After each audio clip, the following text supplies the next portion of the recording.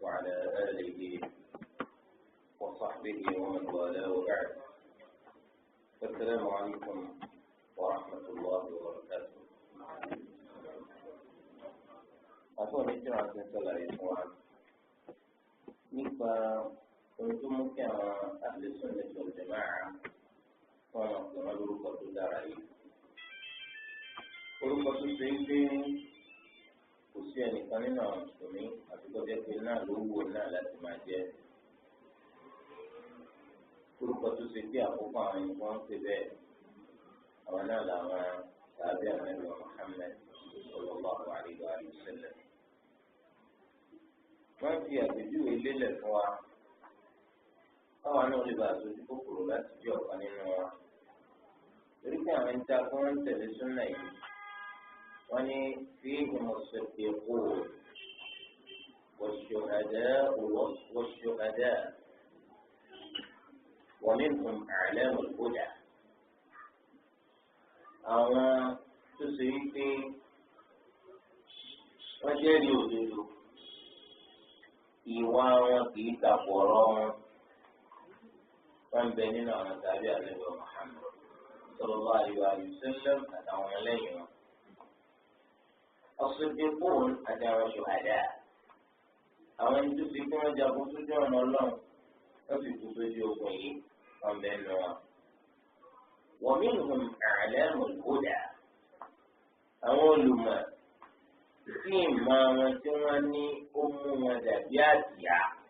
àsíá mànà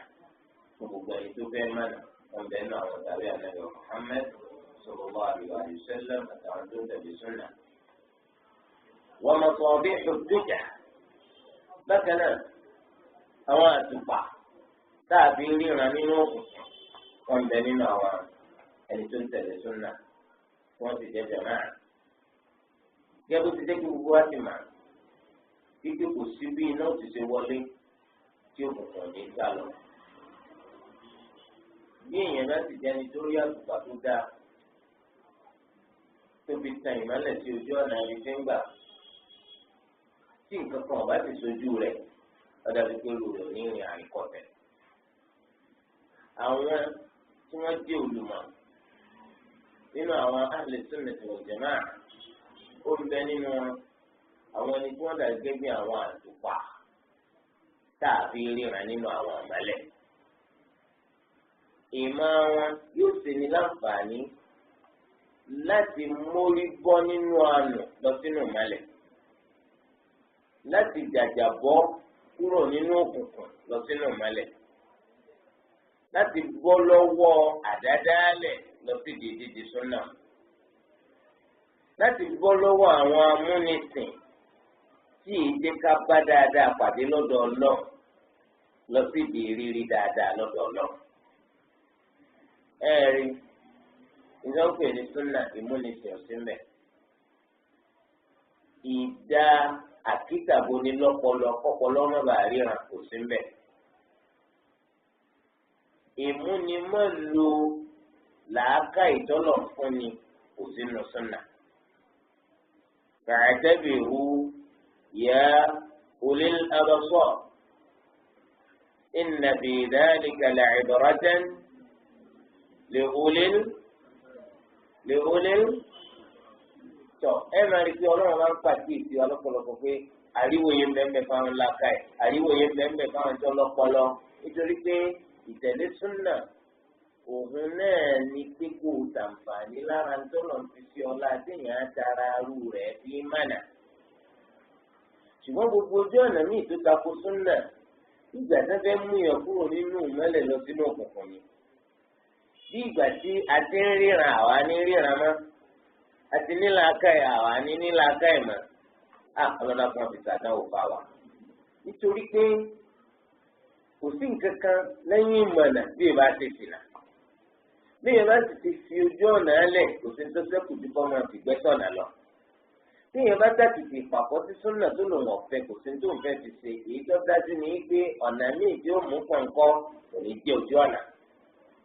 Ìmọ̀ wa pẹ́ kó tó yé wọn torí pé kì í tètè yí ẹni tí ń gbé ọ̀mbrẹ́là ká ipò lójú òjò sí alẹ́ fi ọ̀mbrẹ́là tá a lè fi dáàbò borí ẹni nípa rẹ̀ nítorí pé tó bá pọ̀ tó lágbára tó jẹ́ àrùn wábi wọ̀ sí òjò sẹ́wọ̀n pé gbígbà ní ọgbọ̀n ọ̀mbrẹ́là dà ọ̀pọ̀lọpọ̀ ìwà tètè mọ̀ ó dìgbà tó bá gbówí torí di eléyìí àwọn ẹni tó ń tẹ̀lé súnà àwọn olùmọ̀ ń bẹ́nu wọn tó ṣe é pé pẹ̀lú màá di wọn èyí ó dẹni tó ń ríran tí ó kú nínú òkùnkùn kò ní í jápọ́jú èyí ó tara àmọ́ di wọn lẹni tóun náà ń gba orí ọ̀nà tààrà yóò kúrò lẹ́ni tí ń fìgbẹ́ sọ́nà eléyìí àǹfààní bẹ́ẹ̀ ojú ọ̀nà táwọn olùmọ̀ ti pọ̀ láwọn olùmọ̀ tó ríran gbogbo ẹni tí bá ń tẹ̀lé wọn náà insha Allah yóò ríran ojú ọ̀nà táwọn olùmọ̀ tí ń sòdodo wà pẹ̀lú ògbọ́ ọlọ́run tí bá ń tẹ̀lé wọn náà ẹnìkan ò ní rí ìtàjẹ́ wọn ò ní rí tújẹ́ wọn náà ti mà nígbà tí wọ́n tan torchlight síwájú fún ọ tí wọn náà bẹ̀rẹ̀ sí ní ríran ọmọ ju tí òkun síbi lọ lọ́pọ̀lọpọ̀ ṣùgbọ́n ọ̀wọ́ ìtọ́ ọmọ olóbi ọtún lè tu ọjà ní nítorí tí wọ́n ti sọ̀rọ̀ tó nítọ̀ ó ti tẹ́tí gbọ́ farabalẹ̀ dáadáa wọ́n ti sọ táǹgà náà sọ tán nítọ̀ ẹ dákun gbogbo ìdá ẹ̀sọ́ ọmọ ní ká wá sí àyàwó àti súra wò àbí ìdìbò gan nínú sọ̀rí èwo àbí nínú súnánù èwo ìdàkó ti dá ọ̀dà nǹkan lẹ̀ wọ bóòlù tó wá béèrè irú béèrè máa ọ̀fẹ́ sórí rẹ ọ̀fẹ́ ṣe kíní kan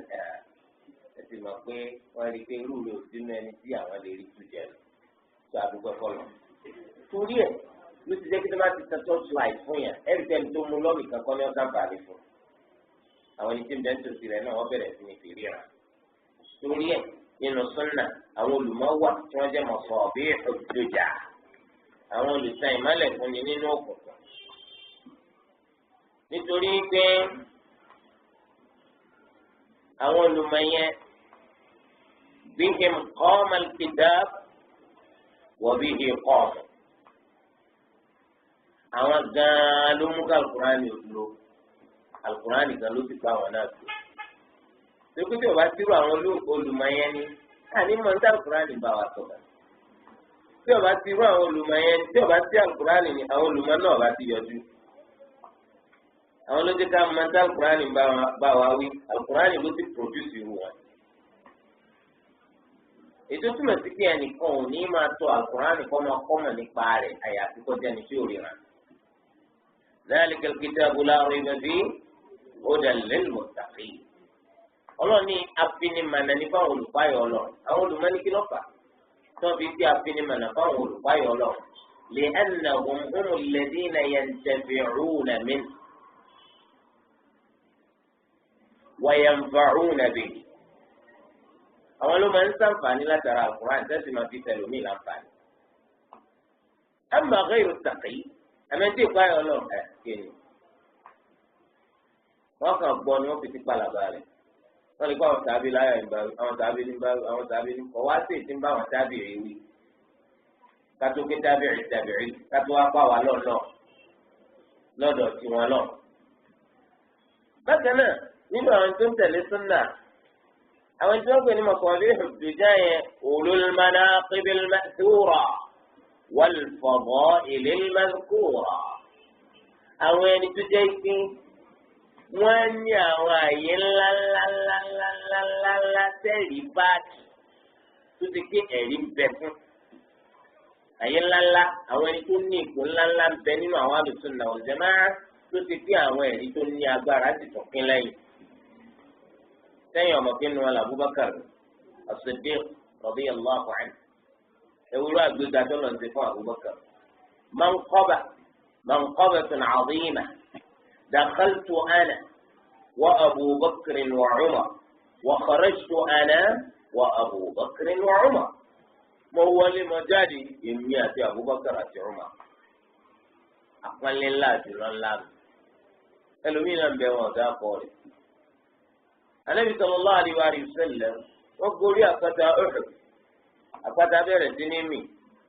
Ànábì sallallahu alaihi wa sallam wọ́n bá sọ̀rọ̀ wọn ní uskun ya Uhud farabalẹ̀ ìwọ Uhud yémi فإنما عليك الرسول والصديق والشهيدان nítorí pé ànábì ní bẹ lórí rẹ̀ àti Abubakar as-Siddiq àtẹni méjì tí ó kúkú ṣàhídì Umar àti Uthman. níbẹ̀ yẹn eléyìí jẹ́ ma'lamun min ma'alimi an-nubuwwah àmì kan nínú àmì kan nàbí lànàbí wa Muhammad sallallahu alaihi wasallam. tí Umar ó kúkú ṣàhídì ó kú àbí òkú? Uthman ó kúkú ṣàhídì ó kú àbí òkú? àjùlọ ńlá lélẹ́yìí báyìí wọ́n wá kó gbogbo wọn náà pọ̀ ẹ̀wọ̀n Sahih Bukhari ẹ̀wọ̀n Sahih Muslim ẹ̀wọ̀n àwọn sunan ẹ̀rí báàbò manaqib kitabul manaqib síra tí wọ́n dá yàtọ̀ nípa ọlá tí ń bẹ fáwọn tàbí àtàwọn ànábì ọlọ nínú rẹ̀ ẹ̀rí tó ń ké báàbò manqabati Abi Bakr as-Siddiq radiyallahu anhu. منقبة عمر منقبة عثمان منقبة علي منقبة فاطمة منقبة عائشة wọ́n máa mú alọ́kọ̀ kí àtúlọ́tí ń dẹ́fílẹ̀ àtúlọ́tí ń dẹ́fílẹ̀ àtúlọ́tí ń dẹ́fílẹ̀ tí èso ọ̀rọ̀ àwáwí tí èsì àrònú sọ ṣùgbọ́n àdìkà nàbì wa Muhammad sallallahu alaihi wa sallam gbogbo àwọn ilé wọn jẹ́rìí fún wa. tí ọba wa yẹ ní sunna ẹ dákun ẹ mú olórí kan wá náà àwọn olórí gbogbo àwọn yòókù fún ìsàlù sunna. tá a ní àkọọ́lẹ̀ nípa pé àwọn báyìí àtàwọn báyìí ló ń tọ̀ ikọ̀ àwọn báyìí àtàwọn báyìí náà ti ń tọ ojú ọ̀nà yẹn àti ìdìlá nípa ọlá tí ń bẹ fún wa yìí ẹ mú wa lan tajidu ila dhalika sabila èèyàn lè rọ́nà débẹ̀ kó sí àti tí wọ́n bá kàn parọ́ tí wọ́n bá ti parọ́ fún tó panu mọ́ àti ilé ojú ṣùgbọ́n subhanallah àwọn ẹ̀tọ́ lọ́lá tó ga bẹ́ẹ̀ yìí ti fún wa fún wọn bẹ́ẹ̀ nù wọn. ẹlẹ rẹ lómi mú àbáwọn tàbí ẹni tí wọn ń torí pé ẹni tẹ́ẹ̀rí wà fún tó náà wà lórí orí rẹ̀ àbí òsì ọwà. Imam Malik rahimahullah wọn mọ̀ sí alimul Madina olùmọ̀ Madina àdìsí kámọ̀ wà tó láwọn èèyàn ọmọ gbọ́nra fún wọn látọ̀nà jíjì wọn mọ̀ wẹ́ ní tí ọba wọn yanjú ẹni tí òye wọn mẹ́sì wọn wà ní rẹ́ nípa wọn yanjú rẹ̀ ilá alimul Madina olùmọ̀ Madina àwọn olùmọ̀ wa ní ká ló olùmọ̀ Madina ọ̀gá wọ́n ní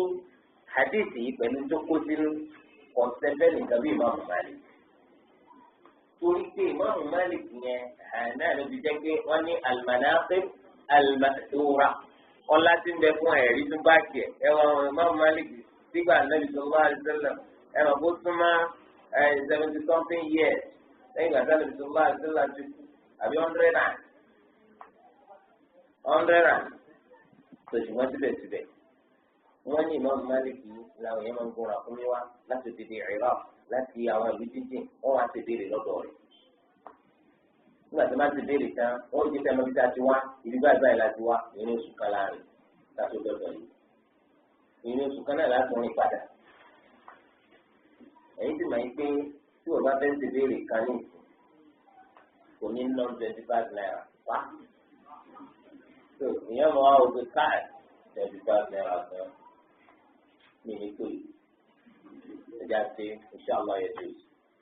ṣe bọ́ọ̀lù ọ̀fẹ́ yọ̀tọ̀ yẹjú ó sì jẹ́ láyẹ̀jú tó wọ́n gbégbá tí wọ́n sọ pé yẹjú tó ọmọ bó bá jẹ́ àgbàgà òtún dẹ́sẹ̀ tó ẹnìkan wọn wá bẹ́ẹ̀ tó bẹ́ẹ̀ máa máa lè tó wá ti béèrè 1 2 3 4 5 títí dé 40 láti Iraq ìyẹn oṣù kan lónìí dé Mẹ́dínà. Ó ní mo rìn ní oṣù kan àgbẹ̀rìbò àtìbàdàn ibè lẹ́ni tí ń lu ẹ̀dọ̀ ràkúnmí yẹn tí mo sẹ́rìn máa ma ta ràkúnmí mi ń pa kó lè oṣù kan. Nígbà tí wọ́n ti béèrè 40 Imam Malik wá dà 4 okùn 36. Gbogbo ẹ̀kọ́ kan wọ́n ti béèrè ní 36 yóò ní ìmọ̀dáwọ̀ rẹ̀. Kí ni ká gbọ́gbọ́ dára délé ẹgbẹ́ tó máa lùkù ọ̀mọ̀dá ọ̀rọ̀ subhanallah kò tí ò kankan kù nínú ọlá rẹ̀ nítorí kẹ́ni èèyàn mọ̀ máa ní má ogan làkọ́kọ́ àkóbá tó ti Islam torí ìgbà gbogbo yẹn bá gbogbo mọ̀ mọ́ mélòó ní dáàmú nínú dáàmú kékeré pátápátá gbà ní dáàmú lẹ́gbẹ̀ẹ́ dáàmú tó wá sọ fún gbogbo nǹkan láàmú nígbà tá a sì máa sẹ́wọ̀n ká sì yàn lọ́nà torí ẹ̀ òdìdí ìmáàmù Málíkì nínú fọ́ọ̀tì wọn làwọn ọmọ tá a ti ṣe mẹ́rin péré làwọn ọmọ tẹ́ ẹ bá dán gbogbo ẹni ní ẹbí sọ ẹ sọ pé Málíkì ń kọ́ o ọmọ dáhùn àwọn béèrè ẹjọ́ bá wá fẹ́ yọ lẹ́gbẹ́ kọ́ yọ òkúkú bẹ́ẹ̀ nìkan fẹ́ gbọ́ subhanallah sẹ́lẹ̀ yàbí hàn wá bá a láwọn olùmọ̀ ńláńlá wal fadaa'il al-madhkura ó ń bẹ nínú àwọn tó ní ọlá àjùlọ ètò ti pé àwọn èèyàn wọn á máa sọ ń pa rẹ̀ ẹ̀rí ti fún wa lórí ìdè eléyìí bóòlù yẹn ti wá jẹ́ pé èèyàn náà wá dẹni tó lọ́lá táwọn èèyàn máa sọ ń pa rẹ̀ lẹ́yìn ikú rẹ̀ àfi kéèyàn wá mọ̀. ẹ̀rọ kan níbi Ibrahim alayhi salam nínú àdúrà tí wọ́n ṣe òní tí wọ́n ja'alli lisana sidqin fil akhiri àdúrà láàyè wọ́n lọ tèmi lẹ́ni tó ṣe yí pé ìròyìn òdodo ìrántí òdodo làwọn ẹni tó bá dé lẹ́yìn ní ọmọ ṣe ń pa mí. pé á ẹni rẹ ni ọmọ náà kò sí náà kò sí ẹnì kankan lọ́nà ṣé gbogbo èèyàn ọmọ sọ bẹ́ẹ̀ tó bá kú kì í ṣe gbogbo èèyàn. báwo ló ṣe di ẹni tí àwọn èèyàn sọ̀rọ̀ rẹ̀ dáadáa lẹ́yìn ìgbà tó bá kú? kò sí bó ṣe lè jẹ́ bẹ́ẹ̀ ẹ̀yà àti kò wá ìmọ̀ nítorí pé àwọn olùmọ̀ láàrin àwọn èèyàn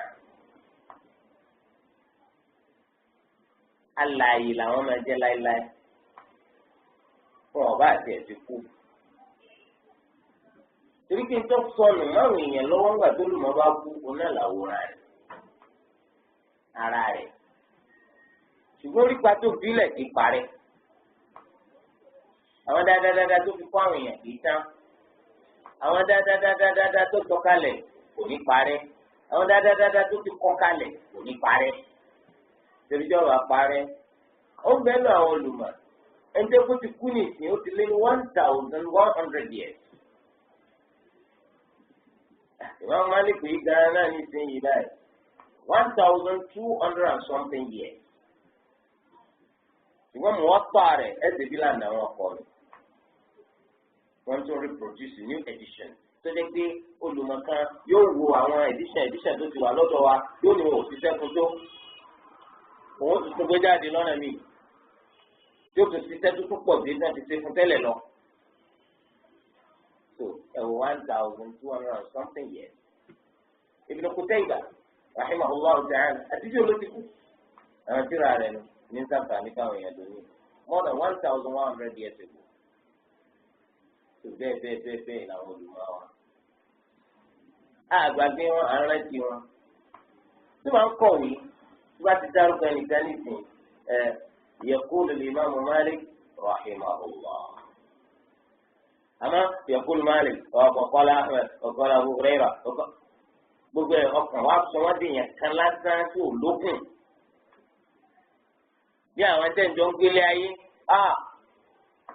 eléyìí wọn máa jẹ alamatu su'il adab àmì kọ́ lẹ́kọ̀ọ́ rẹ̀ àwọn olùmọ̀ Islam tó máa dá ọkọ̀ wọn fún ọ̀hún wa ọlọ́wọ́n kẹ torí ó ṣe púpọ̀ fún wa iṣẹ́ tiwọn àti iṣẹ́ tiwọn àti iṣẹ́ rún àti iṣẹ́ rún àti iṣẹ́ rún èmi làwọn kàtà fi ra ọmọ kínkín táwọn bá ti léyìn nǹkan torí ẹ̀ ló ti jẹ́ fún àwọn ìbàbá wa àwọn ìbàbá ńlá wa níbi ọ̀rọ̀ wọn. tó bá ti pé màálíìmù tó kọ ní àlèbá dáadáa ní Yorùbá lẹ́bù ẹ máa dẹrú fún wọn. àwọn àpá ńláńlá yìí ṣẹlẹ̀ pé wọ́n kọ́ wa ní kùnkùndùn kí o wọ́n ṣàlàyé rẹ̀ fún aláìgbowó kí la fẹ́ fún un rahimahumullahu ta'ala. torí ẹ̀ àwọn olùmọ̀ láyé yìí téèyàn ti bá pàdé téèyàn ti rí tí ò ti ẹ̀ rántí ó kọ lómi máa kọ. àmọ́ tó bá rántí pé ọkọ̀ lẹ́kọ̀ọ́ báyìí kọ́nà ọmọ sọ pé wọ́n náà tó bá ti túbọ̀ kẹ̀ tí ó bá ti ti kú ìṣọ́ rẹ̀ sọ subhanallah. nítorí pé kí ni ó ní orí pàtó dá lára rẹ̀ èèyàn kì í ṣàdédé déèyàn nípa àmà iṣẹ́ èèyàn púpọ̀ ìní máa fúnra wọn tí èèyàn náà máa fi dòlùmọ̀ èèyàn ẹyọ kan kò lè dáyàn kọ́ ní mà torí ọwọ́ tiẹ̀ tó mọ̀ àbọ̀wọ́ tiẹ̀ tó fẹ́ kọ́ ńlọ́kàn mà torí ẹ̀ iná lẹ́sìn rí olùmọ̀mí tí wọ́n máa sọ yìí pé kí ni àwọn àbá rẹ̀ kakọ̀ mọ̀ yóò tún ṣe tíra fún wa tíra yẹn ó lè tóbi títí wọ́n ní pé àlọ́ al-mu'allafa min an-nas thousands àwọn èèyàn lẹ́rìí kọ́kọ́ ìmọ̀ lọ́dọ̀ kó ní o tó di imam kó tó di al-hafiz kó tó di sheikhul islam àti bẹ́ẹ̀ bẹ́ẹ̀ lọ. tí ìwọ náà sì fẹ́ àbíta ló wù ní akọni àwọn tó tó ń bá ti kú fún ọgbàgbé kò tẹ́ tó wù. ẹ̀yin náà wá wò ó yàtọ̀ síra wọn o ẹni tó mọ̀ nípa physics chemistry biology biochemistry mechanical engineering electrical engineering gbogbo ẹ̀pátá ọmọ nǹpa rẹ̀ wọn ò jọra wọn ó sì fi kọ́ yẹn wọn ò jọra wọn pẹ̀lú ẹni tó jẹ́ pọ́ mọ̀ nípa òfin ọlọ́run sì fi kọ́ yẹn sẹ́yìn má tuma pé wọn ò jọra wọn ìtumọ̀ pé wọn ò jọra wọn ni pé ẹ̀yin náà mọ̀ pé gbogbo physics chemistry biology biochemistry engineering gbogbo ẹ̀ ọ̀nà àti oúnjẹ ni fáwọn alẹ́lá abẹ́ẹ̀sẹ̀ ìrètí kí ló gbé ẹ̀wọ̀n University of Technology sẹ́wọ̀n pé èèyàn ọ̀nà àbáyọ tí èèyàn fi ní máa tọrọ jẹ lèèyàn ń wá láyé kọ́nà mẹ́jọ tọrọ jẹ Islam náà ń fẹ́ ká níṣẹ́ lápá ń fẹ́ ká kẹ́kọ̀ọ́ gidi ètò jẹ́ pé pẹ̀lú òkú ọlọ́run tara rẹ̀ máa pèsè níta àmàrí náà àmàrí lò fún wa ọ̀dà wàlákìn kí ni láàrí ilé ayé téèyàn lọ́rùn sọ́jà mà kankan ọ̀jà mà kankan ọ̀jà mà kankan rárá torí ẹ̀ ló ti jẹ́ pé ẹni tó mọ̀ nípa àmà tí wọ́n fi ń ṣẹlẹ̀ ayé kò lè dọ́gba pẹ̀lú ẹni tó mọ̀ nípa àmà tí wọ́n fi ń ṣẹlẹ̀ ayé sì fi dà ó tí wọ́n sì fi rí ọ̀run tí wọ́n fi rí lèrè gbé mẹ́ fún àlè dọ́gba. torí ẹ̀ ló ti jẹ́ pé ẹni tí ìrántí rere rẹ̀ kì í tán láéláé kò sí bí àwọn olùmọ̀ nípa ẹ̀. nítorí pé tí wọ́n bá rántí wọn ọkọ̀ báyìí ọkọ̀ wa báyìí ọkọ̀ wa báyìí ọkọ̀ wa báyìí ọ̀pọ̀lọpọ̀ rẹ̀ náà ni wọ́n ṣe lóṣù wà jẹ́nà. nítorí pé àwọn ìtàwé kà fún jù òní máa ń ṣẹ́kù olú máa ń ṣẹ́kù nítorí pé ẹ̀rí pé lónìí nínú ìgbésí ayé tiwa ìdíje púpọ̀ lọ mójútó mà nípa ẹ̀sìn onígbẹ́nu ìgbésí ayé tiwa lónìí inú ìmọ̀tá kà fún jù òun náà ní ká mà nípa ẹ̀sìn. lọ́nà tó máa rí kẹ́nìkan ọmọ ẹ̀sìn náà ló lọ kọ́ títí pé all these years because àwọn ọmọ wò pé kò result to English so kí wọ́n á ní fáìdà rẹ̀ so because gbogbo màìmá kíníkà kò lówó kí wọ́n á ní ṣé a máa jẹ tíra ní ìdáwọn róòlù material àwọn ò ti mọ̀ yín pé kìí ṣe mà nípa tọ́lọ̀ nìkan náà ni òfin owó mọ̀ ẹ̀wọ̀n kí ni technology náà illa man rahimahullah fa nítorí di eléyìí báyìí kọ́ nípa tí ò ní dé kó ṣègbé kọ́ nípa tí ò ní dé kó sórí ibú ẹ̀rí pé aka nǹkan tí ó bẹ̀rẹ̀ tó sì parí sílé ayé fún púpọ̀ táyọ̀ bá ti ṣe ká tọ̀run fún lẹ́sẹ̀ tí wọ́n á ní lẹ́kṣọ̀ kan níbi tó ti ń kọ́ mọ̀ nípa ilé ayé lọ́bẹ̀rẹ̀ láago mẹ́sàn-án ẹ̀ríkì látàgbọ́ mẹ́jọ méjì àbọ̀ kálukú ti fi lélẹ̀ wọ́n mọ̀ struggle báwọn ta ti débẹ̀ náà wọ́n ti débẹ̀ tí wọ́n ní dúró bóyá 3 hours lecture ni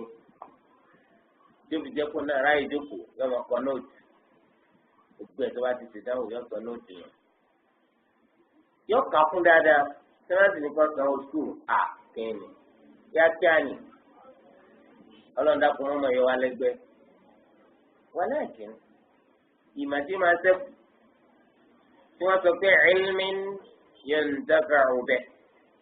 ìmọ̀kẹta yẹn fi ń sàǹfààní tó fi kọ́ wọn àwọn olùmọ̀ àìsọ pé gbogbo bí tẹ bá ti rí ayé àbádí ti ń tọ́ka tó láti ń bẹ fún mọ́ àkọ́kọ́ mọ̀tán sọ́mọ̀ ìmọ̀ òfin ẹ̀sìn. àkákùn náà àbákákùn àkákùn ẹlòmíì gbásùkò rọ́kàn máa ń ṣòfò lọ títí níbi lọ lè kí ó torí tí wọ́n á dé lè kí òyìn rí i pé ọ̀tọ̀ ní tẹ̀sán ọ̀tọ̀ níbi tọ́pọlọ rẹ̀ wà pọ̀ yọ ẹ máa fọwọ́ sojú rẹ̀ báyìí pé téèsì pé lè fi sùn náà kó sùn bọ̀ títí ń rò ó dìnnà wọ́n fi jáàlì gbogbo ń dánkọ̀ níye ẹ̀sìn mà pé lè kí ó tẹ́lẹ̀ náà nìkan ní sanwó lè kí àtijọ́ ìsanwó sá sọ́dà bẹ́ẹ̀ sọ́dà bẹ́ẹ̀. àwọn nǹkan yẹn téèyàn kà fún ìjọ sẹ́kù ní wàláhì ọmọ báyà tó bá dé ìlú yín lọ́la tó bá dá àdúgbò yín lọ́la tó bá débi tó náà kọ́kọ́ gbé lọ́la ní àwọn kíláàsì kan fẹ́ ibi tó ń gbé tó bá ti kírun tán wọ́n ti rí lára rẹ̀ pé bàbá yìí lọ́mọ tó ṣé dá fún apá ṣé máa bù wá lóúnjẹ mi fún gbogbo gbàtà bá ti kírun tán máa bù wá lóúnjẹ mi ló bá sọ̀rọ̀ lọ́wọ́ àrí pé sí kàkàlẹ̀ inṣàlá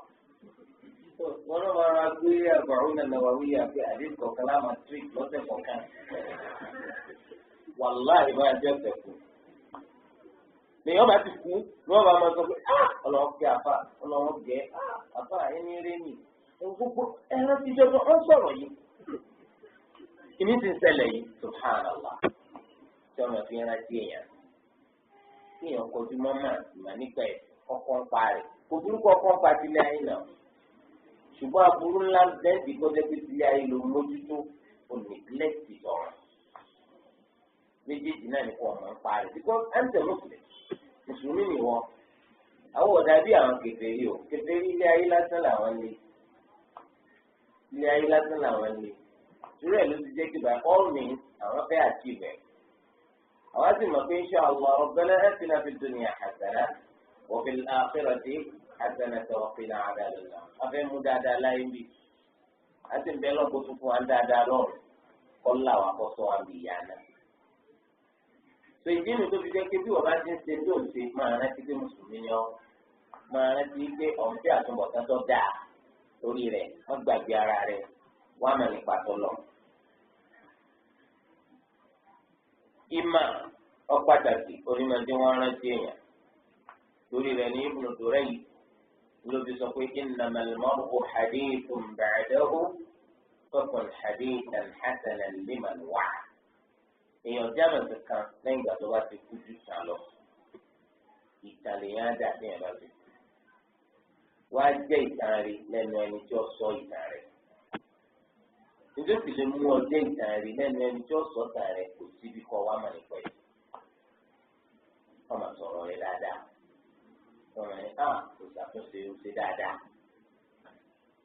gbogbo olùkọ́ kan ẹni tó ti sábà bí Islam fi débẹ̀ tó sì kọ́ àwọn èèyàn nípa àmì ẹ̀sìn wàláhì wọn nígbàgbé rẹ̀ káyé ìdọ̀rùn. àwọn bàbá ọmọ sọ fọmọ ọmọ náà sọ fọmọ tiẹ̀ ọmọ náà sọ fọmọ ọmọ ìyá lábàdà lọ́nà ti sábà bí dáadáa lù yìí kọ́nà fún gbogbo àti sábà bí dáadáa. ẹ wàá rà ìmọ̀kan wọ́n jọ kan ní ẹjọ́ làwọn gbé kóòtù rẹ̀ wọ wọ́n wọ súùtì àìmọ̀kan o lórí wọ́n fi jahli qabla al-mawti mawtun li ahlihi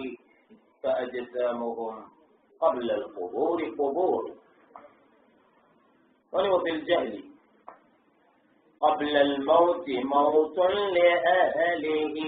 ikú láìmọ̀kan jẹ́ fáwọn aláìmọ̀kan fún tó kù. فأجسامهم قبل القبور قبور ara wọn kí wọ́n tó gbé wọn sáré náà. because kí ni benefit ara lásán body without engine tí ó mú kárọ̀ máa yí ní yíyí tó jẹ́ dáadáa kò sí yóò kàn máa yanu pàkà kọ́ jẹun kò sí ní màjú jẹun ilé ẹ̀jẹ̀ kẹlẹ̀ kan àwọn ọdún tó bá lọ. ẹtúbọ̀ wá nǹkan mi kò ní yó torí ó ti dòkú kó tó ṣe pé kí ni kó tó fi kó kú. wa arwahuhum fi wahshatin min jusumihim wa laysa lahum hatta النشور نشور wọ́n ní ara wọn àjòjì ló jẹ́ sí ẹ̀mí wọn torí pé kò sáǹfààní kan sí ẹ̀mí ń ṣe lára ara kò sí sáǹfààní kan tára ń ṣe lára ẹ̀mí gbogbo wọn kẹ̀jẹ̀ stranger síra wọn. wọ́n ní o sì ní tají kó tó di dọ́tọ́ lọ́wọ́ kó gbogbo ẹ̀dá dìde wọ́n kàn tún kalẹ̀ ní bọ́rọ̀ gidi torí de ilé sọ́ra fún àìmọ̀kan àìmọ̀kan ọ̀la ìkòfin kankan dà. àìmọ̀kan yorùbá náà gbé àìmọ̀kan tí kò mọ̀ nǹkan ẹyọ̀kan ni tàbí àìmọ̀ tó burú jáì tí ẹ bá jẹ́ láìmọ̀ ó burú jáì pàápàá nípa ẹ̀sìn ọkàn máa há ní at the end of the day wọ́n rí bó fi yẹ àwọn ọmọ pẹ́ńpẹ́ǹsì wọn ń gbìyànjú ó sì há mọ́ pé ní ẹ ti dá ní ṣe kó tó bí bàbá yín tó burú ẹ ti ṣàlàyé ẹ̀ fún wa ẹ ti tẹ̀ ṣe kó tó bí bàbá wa.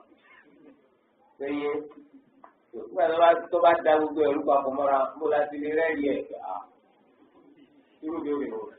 ẹ̀kọ́ ti ṣe kó tó bí bàbá wa pa ó yẹ kó lè yí ẹ̀yìn àwọn tá a gbà lọ́dọ̀ ẹ̀yìn ẹ̀ ṣàlàyé ẹ̀ fún wa. bẹ́ẹ̀ la ṣe ṣe kó tó bí bàbá ọ̀rọ̀ ọ̀sán lásán ní kéde tẹ̀sán Islam tó ọba ti mọ̀ ń pa rẹ̀ ó tù síta kù tẹ̀yìn ọba jẹ́ bàbá ẹ̀yìn lọ́lọ́run lolódò tó kù.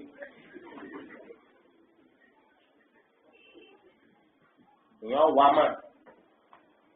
ẹ bá wá mà nípa ẹ̀sìn ẹ̀yìn náà lẹ́yìn kò burú ọmọdé lè lówó ju àgbàlagbà lọ àmọ́ burúkú ọmọdé ó nímọ̀ ju àgbàlagbà lọ lọ́dọ̀ Yorùbá bá irú ẹ̀ tó bá ti sálàyé ti tẹ̀sí kí wọ́n máa wọ pé ràákù àbí tani mo fi ti sọ̀rọ̀ ràákù náà ni sáfún yọ̀ǹda ìmọ̀ rẹ̀ náà ni àwọn ọmọ òkè ní kíni kọ́dákẹ́ àwọn làwọn sálàyé ẹ̀sìn fún kíni olódò wọ́n pọ̀ nù àwọn bàbá bẹ́ẹ̀ àwọn màmá olódò wọ́n pọ̀ bẹ́ẹ̀ lọ́kùnrin gba kúkú láti wọn ní kí wọ́n fún àwọn ọ̀sẹ̀ ká agídí ti pọ̀ agídí òní máa wà wọ́n wà kú wà tọ́mọ bá fẹ́ sẹ́sìn wọ́n sọ̀rọ̀ àwọn dòkúta àdìgbò wọ́n lọ sáfù oníjó ṣe. ní abáwo la bá ti sálàyé ẹ̀sìn fún yín màá wá sọ bó ti mọ fún máa bọ̀ kọ́ wá gbọ́dọ̀ ọ̀dẹ́ rí. nítorí kìíní ìmọ̀ lẹ́sìn Islam ní yìí tẹ̀sí àìmọ̀kànjẹ̀mọ̀ àwọn bàbá ẹjọ́ náà dá lórí wọ́n ní ìmọ̀ lọ́la dínì ọgbọ́n ògbé. ìsìláàmù nu ẹ̀lẹ́sìn ẹ̀sìn rọ̀ ọgbọ́n làwọn fi ń gbé ẹ̀rí oríṣiríṣi ní kíbílà gbọ́dọ̀ àdéhùn oríṣiríṣi ibi táwọn kọ́kọ́ títí làwọn kọ́kọ́ pàkọ́ sí. torí bí ọ̀gá bá ti rí kóun fẹ́ tó ní pé yẹsù ẹ̀mọ́bì àmọ́ ti wá tí ilé mọ́mú kan bá dẹ́rù ewu tó bá padà gbégbé sáà kíbla jẹ́mọ́ ọ̀dàrú àbí onídàárú ẹjọ́ ibi táwọn kọ́jú sí ètè kíbla kìí sọ̀rọ̀ àrífín torí pé àfẹ́ kí irun wọ́n dànù tó ń torí ẹ̀ ìmọ̀lọ́lá dín ní ọgbọ́n òbí ẹja wà mọ́. ẹlòmíín tó sọ pé ọ̀kùnlẹ̀ ẹ̀mí hayyun khalidun ba'da mawtihi wa awsaluhu tahta at-turabi ramim. wọ́n lẹ́ni tó ní mà àlàyé ní yọmọ bẹ láíláíláíláí lẹ́yìn ikú rẹ̀ nígbà tí gbogbo oríṣi ara rẹ̀ ti pẹ́ fún lábẹ́ pẹ́ ṣùgbọ́n yọmọ bẹ láíláíláíláí ọlọ́run mọ ìgbà táwọn yẹn ti dárúkọ Ibn al-Qayyim lónìí ọlọ́run mọ ìgbà táwọn yẹn ti dárúkọ Ibn Taymiyyah lónìí ọlọ́run mọ ìgbà táwọn yẹn ti dárúkọ al-Izz ibn Abdussalam lónìí ọlọ́run mọ ìgbà táwọn ti dárúkọ al-Imam an-Nawawi lónìí olólùmọ̀ ìgbà tó ti dáwọ́ al-Hafiz ibn Hajar lónìí olólùmọ̀ ìgbà tó ti dáwọ́ Ibn Daqiq al-Eid lónìí olólùmọ̀ ìgbà tó ti dáwọ́ al-Alim as-San'ani lónìí olólùmọ̀ ìgbà tó ti dáwọ́ Shawkani lónìí olólùmọ̀ yẹ káàní nílùú lọ fẹ́ sọ ẹ ṣe fi bóyá ẹ̀ǹkulé wa wọ́n ń gbé ni ibi bàbá ti ń jẹ́ ẹ̀ǹkulé yìí wọ́n ti kú ti pẹ́ ìrántí wọn ọ̀tá gbogbo ẹni tí wọ́n ti ń dákọ̀ wọn yóò ní وحقق هذه المسألة الإمام ابن القيم رحمه الله. يعني ابن القيم ló jẹ́ àmú òtútù nídìí ọ̀rọ̀ yìí kọ́lọ́ ọ̀kẹ́. ẹ máa ń jẹ́ kó ló tó náà ní tó ti àwọn èèyàn lọ́nà wọ́n gbé بخلاف الذين ضلوا yàtọ̀ sáà tó sínà bí lágbájá tàmẹ̀lú ọlọ́dà kò mẹ́ta wọ̀ bọ́ọ̀nù báyìí. torí délé wọn ló lù mà òun ọmọ abẹ láéláé gbére kété ní ìgbà tí ara rẹ̀ tó ti tẹ fún un tàrí. وذو الجهل ميت وهو يمشي على الثرى يعد من الأحياء وهو عليم. wọ́n ní ṣùgbọ́n láì máa kán tiẹ̀ ó ti kú nígbà tí ó rìn lókè pọ̀. rọ́bọ̀tù kìkì rẹ̀ ẹgbẹ́ rọ́bọ̀tù kò lè jẹun alábàjẹun àmọ́ máa mú ṣé inú àwọn alàyè láàkà mọ́ ní ìdí wọn fẹ́ ka sẹ́ńsọ̀ àkà rọ́bọ̀tù mọ́ àní kà mọ́ but somebody ti tẹ remote control oní ọmọ ti gà ọmọjọ́ yẹn lẹ́kìn bí hakíkọ̀ séyẹn rọ́bọ̀tù ní kéjọ́ kan fún òun ẹ̀ńjẹ̀ o sì ní kéjọ́ kan fún ìdí pọ̀ bẹ́ẹ̀ ni àwọn aláìmọ̀kan rọ́bọ̀tù lásán ni wọn àwọn náà máa ta bíọ́bíọ́ fáwọn bẹ́ẹ̀. wọ́n ní yu'addu min al-ahya'i wa huwa 'adim àwọn kápá láàyè àwọn ti lọ iná ẹ̀ wo wàláì àwọn kan tó burú tó sí ẹ máa wo junction kọ̀ọ̀kan níbi níbi táwọn ọmọ kan máa ń péjọ bẹ́ẹ̀ ẹ ra àwọn ọmọ àìmọ̀ kan ó sì máa ń sọ yẹn bí òde ń bà mí mọ́ pààkì mẹ́ṣíìnì tó wájú mi ẹ dákun ṣe di pé ọ̀rọ̀ ọjọ́ balẹ̀kùn ọ̀ sẹ́nu báyìí máa ká nìyẹn wá wà lẹ́la wọ́n ti máa ní mà pẹ̀lẹ́pẹ̀lẹ́ páàkì ẹ bẹ́ẹ̀ kí n wá tèmi fún mẹ́rin wọ́n wá pé ọ̀lẹ́ bàbá yìí ẹ bẹ́ẹ̀ ni ọ̀lẹ́ ni àǹfààní ìmànú ẹ̀yin náà wà ìmọ̀ kan gbà mí tí oríta bá dàn junction ẹ̀rì ẹlòmí ọ̀pọ̀ fìlàkà ọmọ táwọn ló náà ẹlòmí ká bàbá àtàtì ẹ̀ lòun kí ni gbogbo ilé kí ló fà á àìmọ̀ kan ni wọ́n wà níbi tí ìmọ̀ bá ti ń tó bá ti jọba àwọn òbílà gbogbo àwọn ìwà ṣẹ̀yà fún ìní ẹ̀ nílì wọ́n wà lójú gbogbo yẹn mọ́ mẹ́tọ̀ mi wọ́n náà mẹ́tọ̀ rẹ̀ ìnítọ̀ wọ́n náà sì lè tọ́ tó bá sì tètè tọ́ mi màá sàmójú kúrò fún ọ tèmi náà bá tètè tọ́ wọ́n náà sàmójú kúrò fún mi àǹfààní ìmọ̀nù jẹ̀má àmọ́ ẹgbẹ́ àwọn èèyàn kan máa tẹ̀ níbi ẹranko bẹ́ẹ̀ sí ibi tí àyàn kan bá ti pọ̀ wọ́n láì tẹ̀ máa wojú àwọn èèyàn gbà mí ẹ̀ sì rí bẹ́ẹ̀ tẹ̀ wọ́n gbọ̀n wọ́n ti rẹ́dì fẹ́ wù wọ́n ti rẹ́dì fẹ́ pè kí ló dé kí là ń sọ lọ kí là ń sọ bọ̀ ẹ̀ ń tẹ̀ kẹ́sí ń gbọ̀n pé kí ni ọ̀lù mi àìmọ̀kẹ́ni táìmọ̀kẹ́ bá ti pọ̀ ẹ̀rí táìmọ̀ mi ti fàájú tó ti rẹ́kẹ́ wọ́n rán gbé mọ́tò bọ̀ ó fẹ́ tẹ rẹ̀ sí láò ó tún rọra sọ yóò fi yọmọ rẹ di tọ́ba kòrò èpè ń bẹ̀rẹ̀ nu ọbẹ̀ ní àìmọ̀kánu láìmọ̀ká di ti wọn nù ó sì máa wọ àwọn làwọn gbọ́n torí di eléyìí ó di ọwọ́ wa ìka wá ìmọ̀ tẹwàá nígbà tí yẹn ti ń wá mọ̀ ó ti sórí rẹ̀ kó o tó nímọ̀ ó ti sórí rẹ̀ nítorí pé màǹtẹ́lẹ̀ kakọ̀rí ọ̀n yaltamisu fihi ilman sahhala Allahu lahu bihi tariqan ila al-jannah gbogbo ẹni tí máa ń gba ojú ọ̀nà kàtí ń fi ń wá ìmọ̀ ọlọ́run sì dẹ̀kun fún ojú ọ̀nà yẹn ọ̀nà tí ó bá wà al-jannah. wọ́n sọ pé ó ti nímọ̀ bá yaltamisu ayélujára ọ̀nà tó ń fi wá mọ̀ wọ́pọ̀ kẹ̀tí tí akẹ́kọ̀ọ́ ọlọ́run tó ti dẹ̀ yóò ṣe ìrọ̀rùn fún ọ̀nà tó bá wà lìjẹ̀ náà. kí wọ́n á ní mo ṣòfò kí n ṣòfò kankan nígbà tí mo ń wá mọ̀ kí n ṣòfò kankan ìgbà tí mo mọ̀ kí n ṣòfò kankan ó rí rèé. torí di eléyìí ọ̀pọ̀lọpọ̀ àńsẹ̀tì lórí gbàdúgbò kò wúlò nítorí ẹ̀ iná ni wọ́n sọ pé inna faqihan wahidan mutawarri'an أشد على الشيطان من 1000 عابد. olùmẹ̀yọ̀ kan tó jẹ́ olùpáyọ̀ ọlọ́run ọba ó léwu lórí èsù bí ẹgbẹ̀rún ẹni tí ń fò tó sí lọ́nà. torí de eléyìí ẹ̀dá wà mọ̀ ọ̀wọ́ pọ̀ ń wà mọ̀ lórí rẹ̀ nìkan. láti ti mà pé gbogbo ẹni tó bá wá mà olójúgbọ́ ànábì Muhammad sallallahu alaihi wa sallam lórí ànábì òfowó lẹ̀ fún wa láti jogún kò fa tọ́lẹ̀ fún wa láti jogún kò fi tíra kálẹ̀ fún wa láti jogún ṣùgbọ́n mà ló fi lẹ̀ fún wa faman akhadha bihi faqad akhadha bihazzin wafir gbogbo ẹni tó bá ti di ìmàmú tó jogún mẹ̀sìn yìí ó ti rí èrè tọ́pọ̀ jẹ ó ti rí èrè tọ́pọ̀ jẹ ẹ wà Al-Qur'ani kíkè rẹ̀ lásán tí èèyàn máa kí lólo Ànábì sallallahu alaihi wasallam sọ pé lahu ajran yóò gba ládàá méjì ládàá kókè tó ń ta ìmọ̀ ládàá pé ń gbìyànjú èèyàn gba ládàá méjì tó kí èèyàn náà pàdánù méjì éèké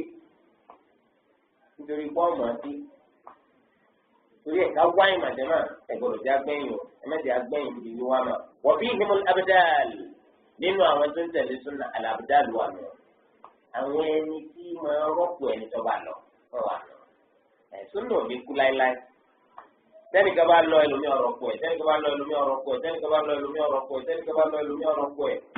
àtà àbárẹ́ ni ẹyọ kan ṣoṣo kọ́rọ́pọ̀ ẹ̀yìn ẹyọ kan ṣoṣo àárín yòó ti ń tí ọ̀rọ̀ pọ̀ èèyàn nítorí pé ń bẹ nínú àwọn tí ń tẹ̀lé súnà yìí tọ́jú rajulun fil ummah wa ummatun fi rajul òun nìkan ló mọ̀ ẹ́. ṣùgbọ́n tó ń tibó nìkan ti jẹ́ àlùmọ̀ tó bá kú ara àlùmọ̀ tí ọ̀rọ̀ kù rẹ̀ insha Allah. àní tẹ̀sẹ̀ wa lọ sọ̀rọ̀ àárín nínú wa. lápèjúwe nínú àwọn olùmọ̀ wa yìí Sheikh Ibn Baz rahimahullah ta'ala nígbà tí èèyàn bá kú ni wọ́n máa mọ èèyàn. sayadhkuruni qawmi idha jadda jadduhum wa fi laylatin dhalma'a yuftaqadu al-badru. ó ní àwọn èèyàn mi ọmọ yìí ni nígbà tí wàhálà wọn bá tójú àmì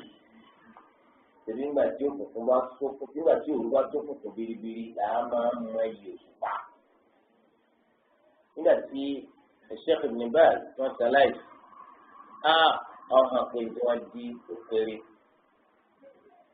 àkọ́kọ́ ní Darul Ifta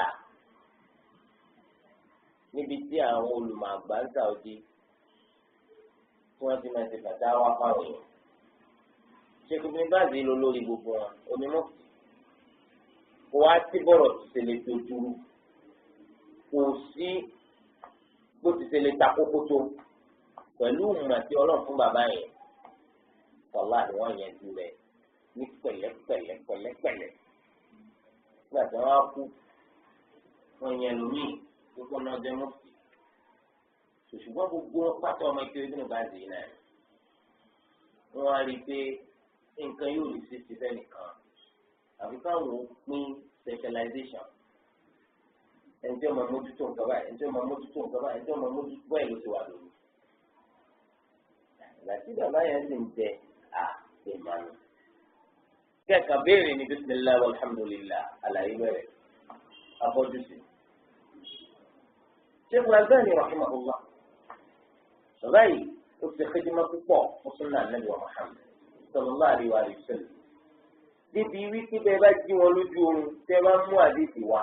tẹ́ bá mọ̀ nípa rẹ̀ wọ́n ti bẹ̀rẹ̀ sí ní sàlàyé bí ìgbà tó ti pé ẹ ti sọ fún wọn látàná pé ẹyẹ tíra wà bí yín láàárọ̀ láàrọ̀. Subhanallah. Bàbá lọ. Ààrẹ nìkan tó tún dàbí wọn máa ń pa kídímọ́ fún súnà ṣùgbọ́n majmu'atan àwọn èèyàn púpọ̀ tó ti dìde. Ẹnìkan gbìyànjú bí ẹnìkan gbìyànjú bí ẹnìkan gbìyànjú bí ẹnìkan gbìyànjú bí wal khayru fil ummati mawjud. Orí ti bẹ́ẹ̀ nù lẹ́yìn. Ilé àfihàn yìí. Albani gan fúnra wọn tẹ́lẹ̀ àmọ́ wọn. Àbẹ́yẹn ọmọ bẹ́ẹ̀ ẹni tá a máa ní Ahmad Shakir. Ahmad Shakir wọn là ń pè ní muhaddith táyé ìsìn. Ṣùgbọ́n Ahmad Shakir ò ti kú tí Sheikh Al-Albani náà ti dìde. Ahmad Shakir lọ Albani làmọ́ láìpẹ́ láì jìnnà ẹnìkan náà tún dìde bẹ́ẹ̀ pẹ̀lú òkú ọlọ́. Ṣùgbọ́n Islam ti ṣe rí mi bí súnà Nabi sallallahu alaihi wasallam ti ṣe rí mi. Èdè pé ẹnìkan kú ọwọ́ apárí. Torí ẹ̀ wọ́n fi himul abdal àwọn ẹni tí máa rọ́pò ẹni tó bá kú nínú dáadáa wọ́n pọ̀ nù. wọ́n fi him a'immatu ddin àwọn aṣíwájú níbi ẹ̀sìn wọ́n tún bẹ́ẹ̀ náà àti tẹ̀lé súnà o. ajma'a al-muslimuna ala hidayatihim. àwọn tó ti kí ẹnu àwọn mùsùlùmí kò torí pé wọ́n máa nà. gẹ́gẹ́ bí imaamu abu hanifa rahimahullahu ta'ala nínú àwọn alùsùnà ní kéésì alùbídà ojú ti alùbídà.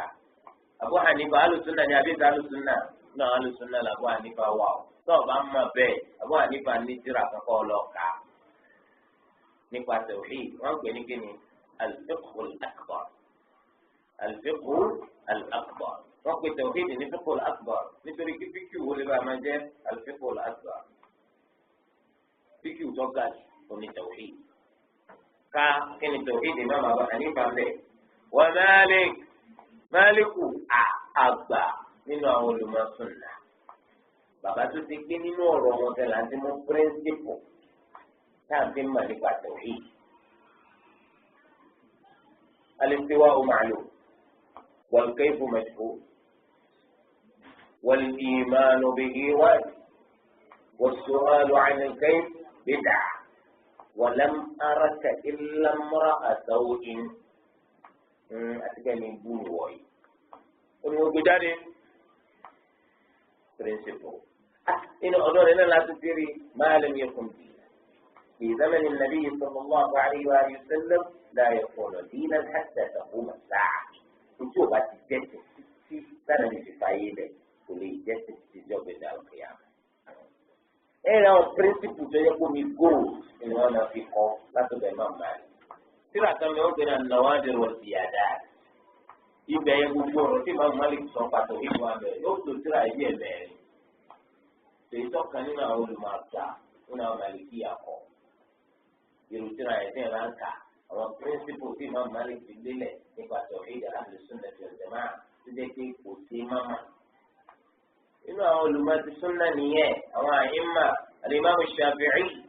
rahimahullah nínú àwọn olùmọ̀tì súnà nìyẹn bàbá tó ń sọ fún wa pé kullul ulumi siwa al-Qur'ani mashghalatun illa al-hadith wa illa al-fiqh fi ad-din al-ilmu ma kana fihi qala haddathana. وما سوى ذاك وسواس الشياطين. níbi tí wọ́n ti ń fọ ìsì fún àwọn ẹni tó kí philosophy bọ́ọ̀lù tawhid fún àwọn ẹni tó kí logic bọ́ọ̀lù tawhid tí tí o bá ti jẹ́nu kitabu wa sunnah lè bá ti mú tawhid yín waswasu shayatin lásán lẹ̀ wá. ìròyìn Yésù àwọn olùmọ̀ọ́pá sunnah. àwọn àyínmà ti wá nu nínú wọn onímọ̀ Ahmad ibn Hanbal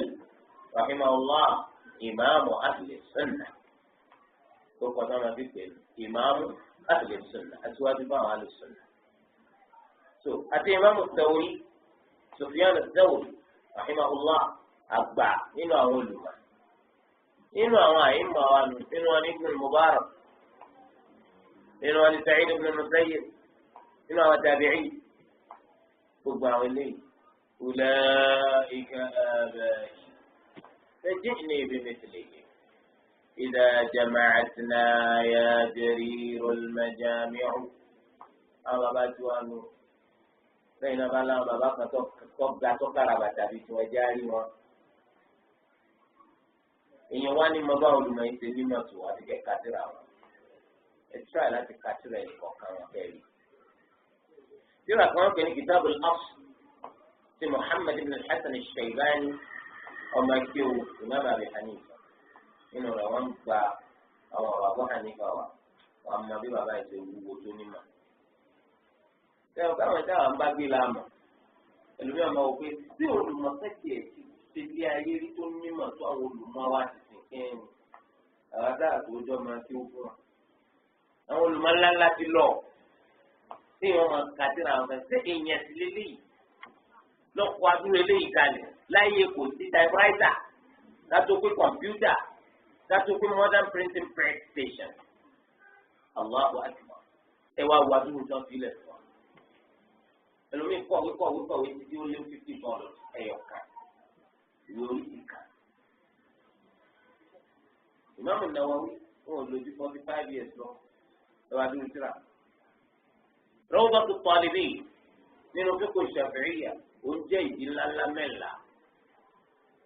wọ́n tún wá kọ́ al-Majmu' Sharh al-Muhadhab في الفقه المقارن àwọn kọ ìdí mẹ́wàá fún tó kú mẹ́wàá yòókù Ibn Subuki àwọn kọ Ibn Subuki àwọn kọ kan àwọn náà kú Al-Muti'i àwọn kọ mẹ́ta gbogbo ọjọ́ ra wọn ọjọ́ sí Imam Nawawi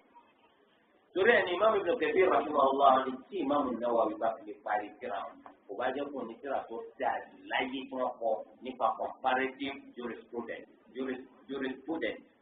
nítorí pé kò sí ẹni tó kọ tíra fíkì tó dáa tó ní muqarana. nínú rẹ̀ ló tún ti ṣe sharh Sahih Bukhari bá nínú 45 years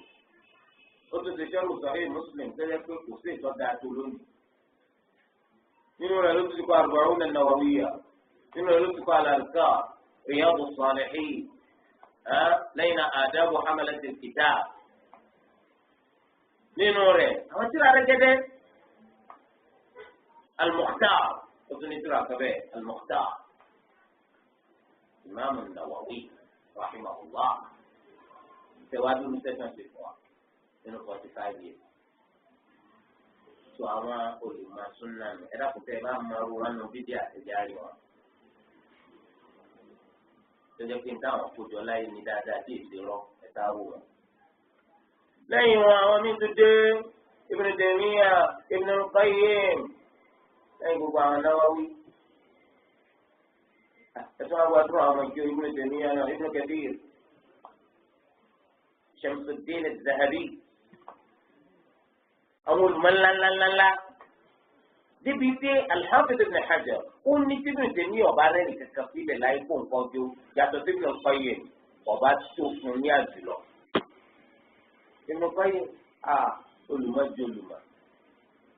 olùmọ̀ dákun tí ẹ kọ́kọ́ ra tíra kan ò kọ́ káwò Ibn Qayyim kó fi mà ọmọ pé ìmọ̀ ti lọ. èyí tó lè yí sí fún ọkà ra Zadul Ma'ad Ibn Qayyim kọ́ káwò ó sì máa dá dúpẹ́ fọlọ́ nínú ìgbà tó máa fi rahimahullah. wọ́n tún wá kọ́ tíra kan fún I'lamul Muwaqqi'in ar-Rabbil Alamin. wọ́n fẹ́ kó àwọn olùmọ̀lẹ́kọ̀ọ́ kọ́tọ́ ọkọ̀ tó fi jó lùmọ̀ torí pé wọ́n ń tàn on behalf of Allah. tíra lọ́dọ̀ ẹni kọ́ yìí ọkọ̀ kọjá ti sọ. ọlọ́ọ̀fẹ̀rọ̀ ọlọ́rìn ní kíkọ́. èyí ò sì délé dábàá pé nǹkan kan náà là ń dà fún náà báwọn èèyàn ayé ìsìn náà wọ́n kọ́ tíra ọ̀kẹ́lẹ́ máa repeat the same idea tó máa tẹ̀lé ẹ̀jẹ̀ ọkọ̀ máa change hardcover fún un. tòṣùwọ́n àwọn kalla wallahi kò rí bẹ́ẹ̀. الإمام ابن كثير إنه ما يقول تيمية بين ما تفسير ابن كثير تفسير القرآن العظيم سبحان الله وبعدين هذه ينقل جمله البداية والنهاية ìtàn تقاري 20 volumes ليه 27 èyí wọn ò ṣiṣẹ́ fún tó bẹ̀ 14 tó ابن كثير ó tún ní kíní kan Qasasu al-Anbiya ó tún ní Kitabul Malahim wal Fitan ó tún ní tírà kanu tó láwọn tírà rẹ̀ gẹ́gẹ́ tán àwọn olùmọ̀ ti wà nù gẹ́gẹ́ sẹ́yìn náà bá nílò wọn nù bíbí àdàkùn mọ́tàlá ìgbé wa. lẹ́yìn náà àwọn olùmọ̀ tó tún dé bí Shawkani Imam Ahlus Sunnah ní Yemen الصنعاني إمام أهل السنة اليمن في الواقع محمد بن عبد الوهاب من سعودي شوف محمد بن عبد الوهاب يعني أسكتي الله نبي يجوسي yóò yà yín lẹ́nu táwọn èèyàn ti ń sè àwọn èèyàn ti ń sin sàárì níbi tó lọ fi rán ànábì tó ti gbá ànábì dìde tó màmá yẹn ó gbógun tì wọ́n wọ́n sọ fún wa ẹ̀sìn tó lọ fi rán ànábì tó bá ìṣẹ̀lẹ̀ ẹ̀yìn ti fẹ́ fi ilẹ̀ báyìí ẹ̀wù adúlù tíra tó náà fi ilẹ̀ fún wa wọ́n kójọ majmu'atu mu'allafat Sheikh Muhammad ibn Abdul Wahhab èyí tá a ní nínú rẹ̀ ń lọ bí ìdí mẹ́fà. táwọn tíra tó ń ṣe láyé tó ti jáde primary school ẹ̀wọ̀n fáwọn ní ìsìn páálí là ń kàn kó jẹ̀fà kàkà kó páálí jọ lásán kò sì sí mọ̀ Don't you know I'm a graduate? I know you are a graduate without any knowledge. Olùmọ̀ ẹnu àwọn olùmọ̀ sì kò pé páálí kìí ṣe màá bá àbí páálí ìmọ̀ ni. Tọ́ba gbé kógiri kò lè kà á. Gbóǹtì ń gbé ká tó fi ń wá tẹ́ kìí ṣe mà. Àmì lásán ni pé ọjà kẹ́kọ̀ọ́. Àwọn olùmọ̀ wa nìyẹn tó ti fi wá dórí àwọn olùmọ̀ wa tàyè ìsìn náà dá fún mà. Àwọn tó ti kú ọ̀nà kò forí jọ. Àwọn tó sì ń bẹ lókè ìpẹ́ ọlọ́run àkóso kárí wọn pẹ́ látàrí dáadáa. Ó pọ̀ sí wa láǹfààní pẹ̀lú màá wọn. وهم الطائفة المنصورة وأهل السنة هي الطائفة المنصورة من ركن أهل السنة والجماعة الطائفة المنصورة الفرقة الناجية الغرباء أواني أوما كل غارتي ركن النبي صلى الله عليه وسلم يقول لا تزال طائفة من أمتي على الحق ظاهرين لا يضرهم من خالفهم حتى يأتي أمر الله àwọn kan ò ní yé bẹ nínú ìjọ mi tó ṣe kí wọ́n jẹ́ ní sáárà ṣe lórí òdodo ẹni tó yàpá tí wọn kò ní rí wọn gbèsè títí tàṣẹ ọlọ́run àbò fìdí àti ọlọ́run yìí wọ́n túmọ̀ rẹ̀ pé títí tí wọ́n fi kú lẹ́yìn náà túmọ̀ mí títí dìbèdè àlùfẹ́ àwọn fìdí eléyìí fi ní lọ́kàn balẹ̀ pé súnà ọmọ ọ̀bẹ láéláé lórí rẹ̀ àwọn ni ọ̀kọ́ ìbẹ̀tún mọ́tòwà الذين قال فيهم النبي صلى الله عليه وآله وسلم أوزان بصنيق عقيل لا تزال طائفة من أمتي على الحق ظاهرين لا يضرهم من خالفهم ولا من خذلهم حتى تقوم الساعة قال صلى الله عليه وسلم صنيق عقيل قليل جرون يجن سيقولي لا تريد لتواجم ẹni tó yà pàṣẹ wọn kò ní rí wọn gbèsè ẹni tó sì tó rìn wọn dànù kò ní rí wọn ṣe títí gbèjà ìyàmọ̀ òfìdé. فنسأل الله أن يجعلنا منهم. ابن تيمية رحمه الله قال أن بلون يجي قرابة قد والقا نموا ولا يزيغ قلوبنا بعد إذ هدانا. قال أبو سمجك يقول مريدو لولي وزدو لين بطنه وامنا ويهب لنا من لدنه رحمة.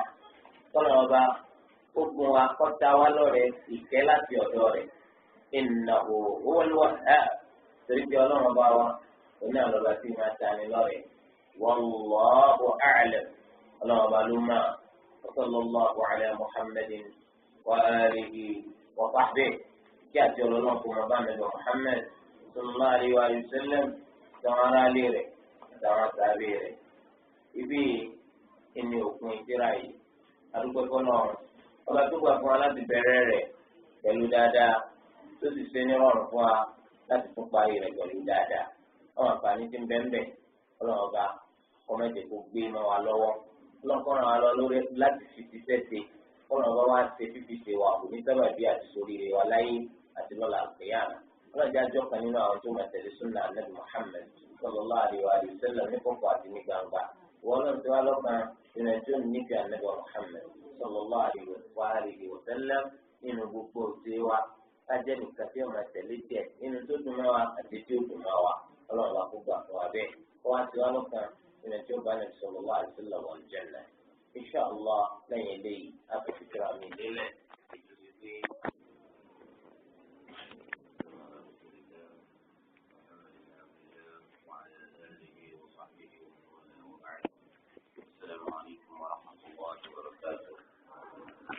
síwájú kí ọgbà béèrè ẹni tí wọ́n ní ìmọ̀ràn àtìrà kan tẹ̀sán wò pé ó lè kí àtúnà kọ́ lẹ́yìn eléyìí ẹ̀lẹ́ dámọ̀ràn rẹ̀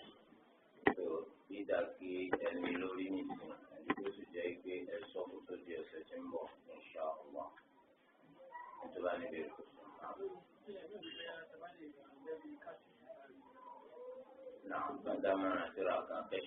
كشف الشبهات نعم عليكم السلام عقيدة الطحاوية نعم من زمان ذلك الشيء títí ọ̀sẹ̀ tí ń bọ̀ ẹni tó bá ronú tírà kan tó kọ́ mẹ́lẹ̀ kọ́ àlàmú tírà kan wá tó pé léyìí àwọn àlàmú wa tẹ́kẹ́ ní òun kan wá kẹ́yìn náà dá máa tíra kan èyí tẹ́ ń wò pé ẹ̀fẹ́ máa ń túnṣe kó sínú náà. bẹ́ẹ̀ ni gbogbo àìdánilẹ́kọ̀ọ́ kọ̀ọ̀kan gbogbo tíra kan kọ́ nìsín àwọn aláṣọjẹ́ tè so ní ìtànfẹ́ tí tíra kan máa ti tán ẹ̀yin náà sọjẹ́ náà. wọ́n fọ ìdí ìtura nígbà pé ó máa ń ṣẹlẹ̀ pé àwọn ọmọ ìyá náà tó jẹ́ mùsùlùmí pé tó bá lọ bí wọ́n sí ọtí tó máa fi wọ́n ṣe ẹ̀yà àti àwọn ọmọ tó gbẹ tó wá ní pé ṣé ó sọ kó bá jẹ́ àwọn àtọ́jú ìdílé sẹ́ni kó fẹ́ ṣe iṣẹ́ yẹn lọ́wọ́ torí pé kóun lè máa ṣe wọn àwọn ọmọ ìyá àwọn mẹ́sìn lọ́wọ́ látàrí ìdílé kó wáyé kó lè wá níṣẹ́ tó bá ìjáàbò yóò mú àyẹ̀ látàrí. pọ̀ ìkẹ́kọ̀ọ́ yẹn inshallah máa jẹ́ pé obìnrin fẹ́ kọ́ nípa mẹ́sìn tó látàrí kó gèdè kẹfẹ́rí làwọn ti ń kọ́ wọn lẹ́kọ̀ọ́ yẹn wọn àgbà kó bójú nígbà tí máa ń kẹ́kọ̀ọ́ yẹn kó burúkọ kẹ́kọ̀ọ́ yẹn ṣùgbọ́n ọgbà tó fi wọ lecture hall àbí hospital náà ni tọ́lá ti tó ń bẹ̀ kó bójú rẹ̀ títí tí ó fi di tọ́ kẹ́kọ̀ọ́ yẹn Islam ní ìdí ẹ̀ láṣẹ kẹ́kọ̀ọ́ ìdá náà. ìjọba níbi èrè mi kò sí. Parí ìsọ̀rọ̀.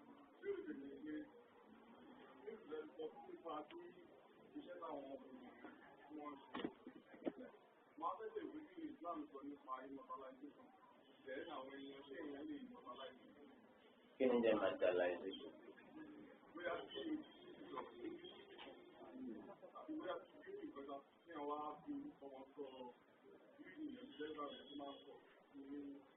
Wàláhì eléyìí wọ́n dá ọ̀gbẹ́sùn ní bàbá ó dá ọ̀gbẹ́sùn ní bàbá nísìnyí ní ọ̀dọ̀ tiwa tí ẹ̀ka máa ti dáadáa tó bá kú aṣọ airport ló kọ rẹ̀ aṣọ títì ló kọ rẹ̀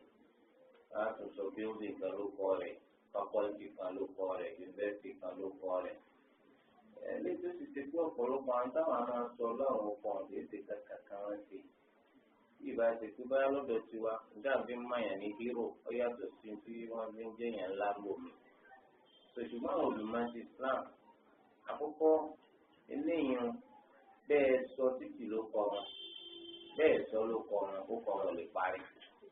torí pé tí wọ́n ṣe ní oníjókòó tí wọ́n parí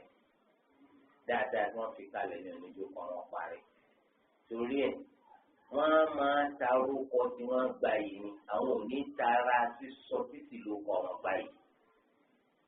ọ̀rọ̀ yìí ní ìsìn tí bá sọ ilé iṣẹ́ yín ní Ibn Kathir. Ibn Kathir kí ló fẹ́ lékún fún ọ̀rọ̀ yìí ẹ̀yin lẹ́fẹ́ tara rẹ̀ gbà yìí. ní ìsìn àwọn ọ̀pọ̀lọpọ̀ àwọn publishers ilé publication wọn máa ń pè ní Daru Ibn Taymiyyah Daru Ibn Qayyim Daru Ibn Jawzi kí ló fún àwọn fẹ́ẹ́ fi gbá yìí torí pé àwọn olùmọ̀ nǹkan fúnra ara wọn àwọn níyì so ajẹ́ pé ká sọ airport ló kọ́ wọn ká sọ university ló kọ́ tí wọn kò lé nǹkan kan fún fáwọn ẹ̀yin lẹ fẹ́ fi gbá yìí ẹ̀yin lẹ fẹ́ fi gbá yìí kì í ṣe fáwọn fẹ́ fi gbá kankan torí pé ìrántí wọn ò ní tán láéláé torí dáadáa tí wọ́n ti ṣe kalẹ̀ yìí. sẹ́mi pé láyé ní ìsìnwó ní ti kú ó lọ ra títì kan fún wọn sọ lóko rẹ̀ bẹ́ẹ̀ ni àbẹ́ pọ̀ ṣé dáadáa kan ló ṣe báyà gbogbo ará àdúgbò kan bínú rẹ̀ sẹ́mi pé náà lọ́kàn àwọn kò kéde ní local newspaper national newspaper so that àwọn èèyàn fi pé no ó kọ́ yín wọn gbọ́dọ̀ sọ bàbá abú ni àbí bẹ́ẹ̀ kọ́ ni bóṣù mẹ́ta àwọn máa kà á títí táwọn èèyàn fi sọ pé àwọn ọ̀fẹ́ tí wọ́n bá sọ títí oṣù mẹ́ta ni wọ́n tún lè sọ títí lóko rẹ̀ kí ló dé tí ọ̀nà ọ̀ra títì dé kí tẹ̀lé ọ̀ra títì kan àbí òye wa àwọn jẹ́bi ti jẹ́ mi.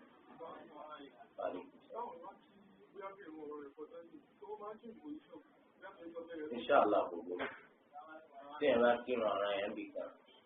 tó lọ yẹn náà fi là ń bò mí Inshallah gbogbo àdéhìí tó mú akọ̀fẹ́ sẹ́rin rẹ̀ ṣùgbọ́n olùmọ̀wá Ash-Shawkani rahimahullah wọ́n sọ pé kò fẹ́ sẹ́rin rẹ̀ ṣùgbọ́n ìtumọ̀ tó mú àti dédé torí gbogbo bí sábà ti sẹ̀sì á rí i pé gbogbo ẹ̀ náà nínú àwọn ọ̀gá tó jẹ́rìí fún yàrá ó kírun bí ọjẹ́rìí fún ọ tó kírun bí ọjẹ́rìí fún ọ káyé tí ọjẹ́rìí fún ọ pọ̀ ọ̀dà náà. Alaikum salaam. máa ṣe ìdílé ká àbí kan ṣe pé ká wá tó yẹ kó ṣe àlejò. tó wọn náà sọ pé wọn jẹ bí wọn ò yé sá wọn àbí bẹ́ẹ̀ kọ́ tó kù ní Yorùbá tó sọ náà ni kò sí yé tóró ní wọn jẹ bí àwọn Christian wọn yé sá wọn Christian torí pọ́ dàbí lágbájá kìí ṣe ẹ̀yọ́ àwọn tá ló wá ń lé òkè kò sí sẹ́ni tí ń jẹ́ bẹ́ẹ̀ àwọn Nasara lọ́wọ́ tó yé torí pé náà Quran nítorí wọn pè wọn an-Nasara torí délé táwọn Nasara wá ń sọ ọdún yòówù tí ìjọba máa gbé oúnjẹ wá sí ká jẹ àwọn olùmọ̀ wa ìdarí lọ́dọ̀ àwọn náà síwájú wọn ní tẹ máa bùn yín ní kankan àwọn ọ̀sọ́pọ̀ oúnjẹ tẹ máa bùn yín ní kankan tó fọ́n sọ̀dọ̀ ẹ̀gbà lópin ìgbà tó bá wù yín ìgbà lópin ìgbà tí ò bá ti jẹ́ tí wọ́n dúnbù so ẹ̀ gbọ́dọ̀ gbà nítorí pé bẹ́ẹ̀ ni wọ́n fi ṣàgbéga kan ní ìtọ́jà tó sọ̀rọ̀. a sì rí lọ́dọ̀ apá kan nínú àwọn olùmọ̀ wa táyé ìsìn bíi ṣọ́kì náà ìfẹ́ mi wà fún ma wọn ní kọ̀tọ̀ nítorí máa gbé wọn torí ọdún kan àgbọ̀dọ̀ gbà rárá. wọ́n túmọ̀ sí bọ́ọ̀lù oríṣi méjì lọ alẹ́ náà wọ́n náà tó nídìí ẹ̀ tí wọ́n jẹun lánàá. tóbi wájú kó jẹ tí wọ́n á láàárín retí lórí ká tó mí. náà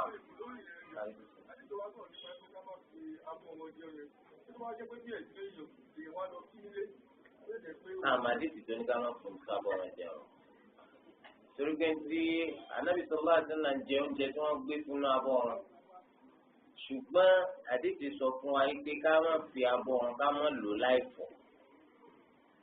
á fọ̀ gidi torí pé àwọn máa ń jẹ lẹ́dẹ̀ èèwọ̀ sí ní káwọ̀ jẹ lẹ́dẹ̀ àwọn máa ń mutí èèwọ̀ ní káwọ̀ mutí tàbí òye ẹni sìn Pọ́ọ̀lù kan ọjọ́ tán ọwọ́ ni ẹbí mi náà kú tèmi nínú abọ́ náà ni ọlọ́run náà fún ọjà àpònú. sẹ́wọ̀n kóhùn ó lè jẹ́ kó jẹlẹ́dẹ̀ àtàjà mẹ́ o. ìwọ òsì ní jẹlẹ́dẹ̀ ò ní jájẹ́ ẹran màálù wọn fọ̀ àmọ́ omi ọbẹ̀ ajá ń kọ́ ẹ̀ dáhùn omi ọbẹ̀ ẹlẹ́dẹ̀ ọlọ́run náà fún ọjà àmà bíi ṣeré. táì kú ọlọ́run mẹ́jọ àmà bómi ọbẹ̀ ẹlẹ́dẹ̀ àtàjà ṣeré àwọn òbílẹ̀ màmá kan lónìí níbi kata dúró sí ẹlẹ́dẹ̀ méjì kan wà bẹ́ẹ̀ àwọn ẹlẹ́dẹ̀ wọn wà fẹnu tú gbogbo náà wọn pọ̀ wọn ti fún màmá wa ni ẹ̀rí ló bá pé ẹlẹ́dẹ̀ lèèyàn fóònù ó ní bá bá pẹ́ ẹlẹ́dẹ̀ lèèyàn ó gàgà lò subhanallah ìtumọ̀ náà wàá yé mi náà lóòótọ́ pé yẹ ló bá pẹ́ ẹlẹ́dẹ̀ lèèyàn yẹn kọ́ kò burú olùjẹdọtí olùmùtọ ẹ̀dá kùtẹ́rù ilé wọn wàá gbé sínú àwo fún ọ náà àgbẹ̀ bá mú kọ́ọ̀kù àtọ̀bẹ láàyè lọ́jọ́ ló ti jẹ́ mẹ́rin. àwọn ẹ̀jẹ̀ bá kọ́ abọ́ tí ẹ̀ bá ra bọ́ọ̀lù tẹ́ ẹ̀ fọ́ abọ́ wọn tẹ́ ẹ̀ fọ́ dáadáa kò burúkú ẹ̀ ti jẹun. wọ́n pa anábì sọ́wọ́ àdúrà anábì jẹ́ nù abọ́ wọn. kọ́ọ̀pù wọn tẹ́ bá fọ́ dáadáa kò burúkú ẹ̀ fi mú tẹ́ ẹ̀ bá rí kọ́ọ̀pù. wọ́n ní pé kẹjọ fún àwọn fẹ́kẹ́ báwọn ṣe àlàyé bá pé bóòlù àti sọ̀tàn bóòlù máa ń ṣe tẹ̀sí nígbà tó wà gbà ní. wọ́n ní bóòlù ànábì sallallahu alaihi wa sallam ṣe máa ń ṣe sálámù ṣe máa parí. asalaamu alaykum wa rahmatulah asalaamu alaykum wa rahmatulah àbí asalaamu alaykum wa rahmatulah asalaamu alaykum wa rahmatulah wa barakatuh àbí asalaamu alaykum wa rahmatulah wa barakatuh asalaamu alaykum wa rahmatulah àbí asalaamu alaykum. Assalamu alaykum yẹn ẹyọ kan àwọn àdìsí wá nípa rẹ̀ ṣùgbọ́n àwọn ètò pọ̀jù náà olùmọ̀ wá nípa fẹsẹ̀ rìn apá kan ní wọn lọ fẹsẹ̀ rìn nínú wọn ní Sheikh Al-Albani ṣùgbọ́n àti màá ní òfin ṣẹ̀rí àpè tí nǹkan kan bá wá tó kéré níṣẹ́ tó kéré ń gbólò tó mi sì wá tó pọ̀ ní gbólò ìyẹn tá a bá lọ fẹsẹ̀ rìn lẹ́nu ọ̀dájú pé tó pọ̀ ń gbólò lọ́lọ́lá ilé ìjẹun ti jẹ ṣùgbọ́n gbà mí sẹ́rí àwọn èèyàn míì wọn máa ń pẹ̀ àmọ́ àti èjì ti pọ̀ jù wọ́n máa sọ pa tí wọ́n máa ń pa rẹ̀ bí ẹnìkan tá a gbọ́ pé ń bá àwọn èèyàn jà ó ní àtẹjù ní kéèyàn sọ pé assalamu alaikum warahmatullahi wabarakatuh assalamu alaikum warahmatullahi nínú gbòòrò kéèyàn máa ṣe irú sálámà bá ń gbòòrò ti wá wọ́n lọ́lé kí o wọ́n rò bóyá ẹni ìṣẹ̀lùkẹ́ ẹnìkan tẹ̀ jẹ́ pé bóyá tẹkinọ́lọ́jì lọ́mọ sọ́jà kọ́ máa sọ pa àdìsá náà ìṣòro àṣìlọ tí ó sì máa ń parí. gẹ́gẹ́ bí báwa náà ní ìdíjà bá lọ sí yunifásitì ní ìtàgé ẹ̀jọ́ mo fẹ́ biochemistry mo fẹ́ máa kọ́ yẹn ẹ láti kí ní ìrìsọ̀ mbẹ́ nígbà máa wò bọ́ ni báyọ̀ bọ̀ lẹ́yìn tí wọ́n wọ̀ ní kọ́ gẹ̀ẹ́sì mi ò ní kankan tí wọ́n fẹ́ fi ṣe ètò ọ̀nà tèmi ẹ̀wọ́n náà má ṣàtẹ̀jù ọmọ kankan nípa àdìsá Ànábì sallallahu alaihi wasallam fi ẹnu lọ tí wọ́n máa ń sọ̀rọ̀ kọ́ máa ṣe ámì.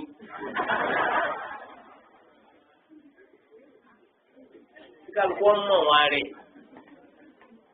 tó àmọ́ káàkiri wọ́n rán àwọn ọmọ tó ń gbìyànjú láti tẹ̀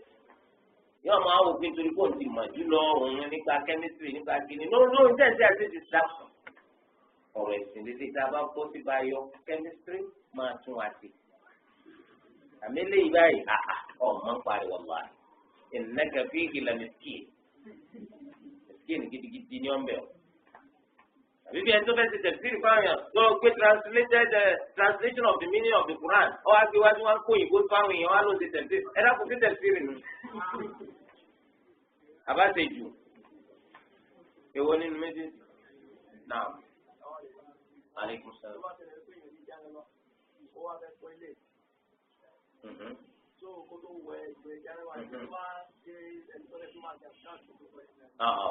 Yóò wọlé inṣàlá kò sí problem.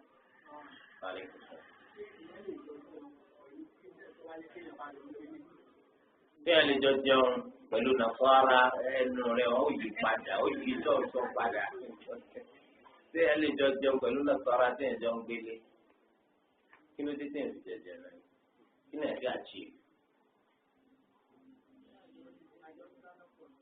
Ẹ̀jọ̀ ń dáná kò tí wọ́n ti ń pè sẹ́sìn Islam.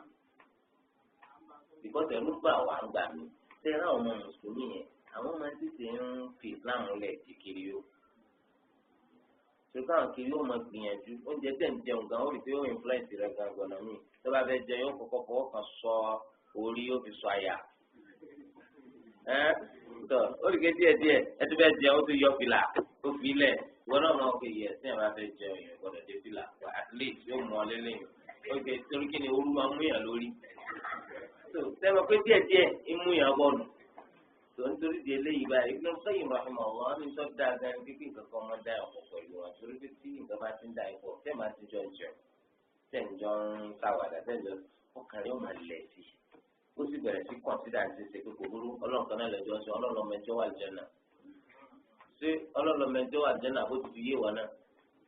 ó ti fi yé wọn náà inna ad-dina 'inda Allahi al-Islam nínú àyà mi wa man yabtaghi ghayra al-Islami dinan falan yuqbala minhu wa huwa fil akhirati mina al-khasirin ẹ̀tọ́ bá wà kẹ́mi jẹ́ àti fẹ́sẹ̀ Islam tó fi sẹ́sìn ọlọ́run ọ̀bọ ní gbà lọ́wọ́ rẹ̀ yóò sì máa bẹ́ẹ̀ mẹ́ni òfò tó bá di lọ́la òkè yá.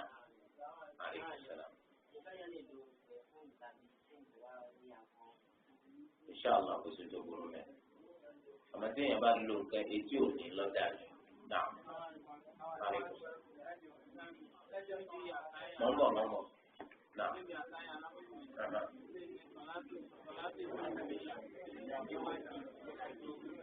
Sani bí àtàyà alákọ̀ọ́kọ́ ṣé ká tẹ̀sẹ̀ láti bá Nàbí sallallahu alaihi wasallam salatul Ibrahimiyya tí wájibì ní rárá o.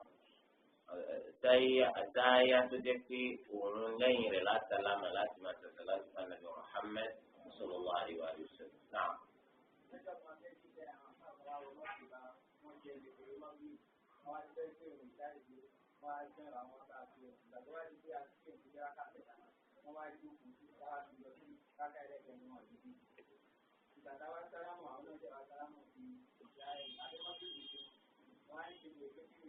Kí ló dé tẹ̀ bí wọ́n lè rìn jọ?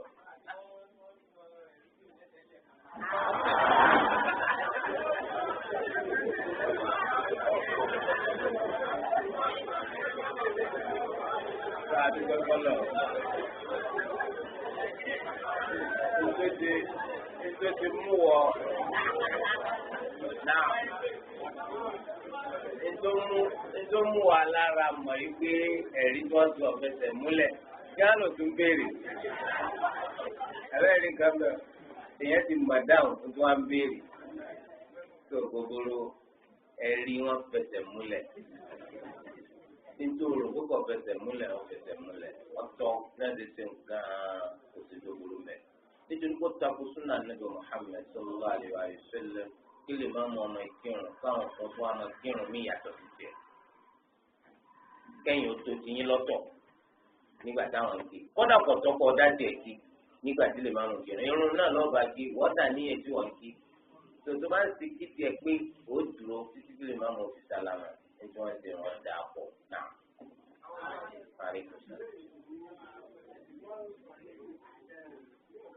àmọ́ wò béèrè ẹ̀rí o náà lọ́ọ̀bà láti ṣàlàyé ẹ̀rí wọn náà.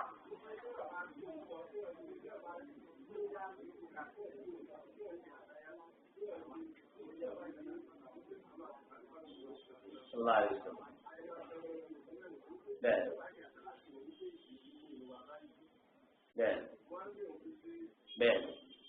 tí a bá tẹ̀sán láti bá nàbẹ̀ Muhammad sallallahu alaihi wasallam léyìí tó kàn wá balẹ̀ sí nínú ọ̀rọ̀ àwọn olùmọ̀ èèyàn ní ọ̀rọ̀. Tí a bá tẹ̀sán láti bá nàbẹ̀ sallallahu alaihi wasallam láti ayé àti parí èèyàn ní ọ̀rọ̀ eléyìí lọ́kàn wá balẹ̀ sí jù nínú ọ̀rọ̀ àwọn olùmọ̀.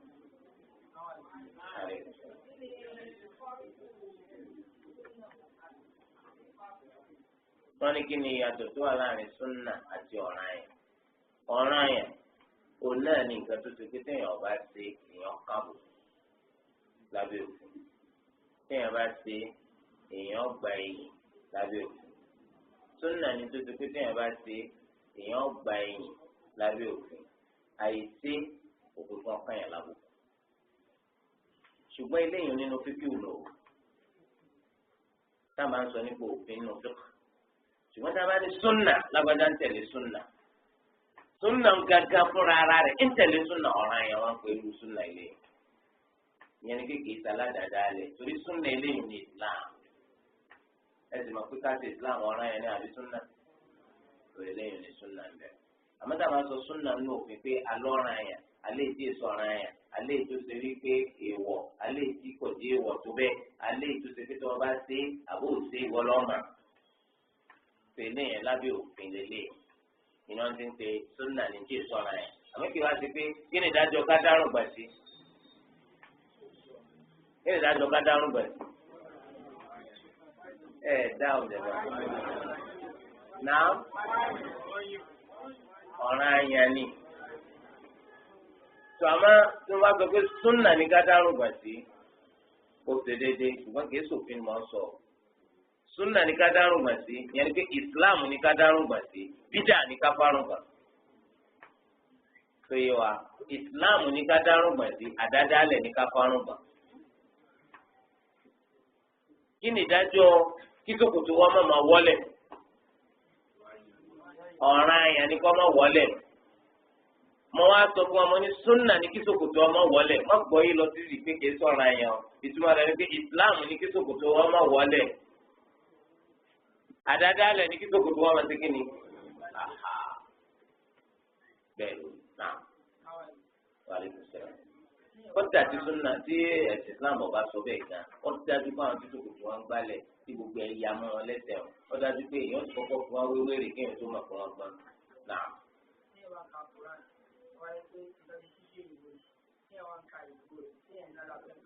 Wàláhì kò ní ládàá pé kakura nítorí pé nǹkan tíra láti máa ọbẹ̀ láìsí à nípa tí Al-Qur'ani sọ wá ẹ̀jẹ̀ bó ti jẹ́ náà wàhálà ìbùsùn. Àmọ́ tí wọ́n ń ké Qur'ani gàgà tí wọ́n ń ka ìtumọ̀ yẹn pẹ̀lú ẹ̀ ní pé òun fẹ́ fi ṣe làákà ìsìntọ́nà yóò gba ládàá méjì. Ládàá pé ń kí Al-Qur'ani àti ládàá pé ń ṣe làákà ìsìntọ́nà sọ. Àmọ́ tó bá yẹ pé ọ̀kan ń kà túmọ̀ lásán nígbà tó ń kàn kọ́wé kà ní.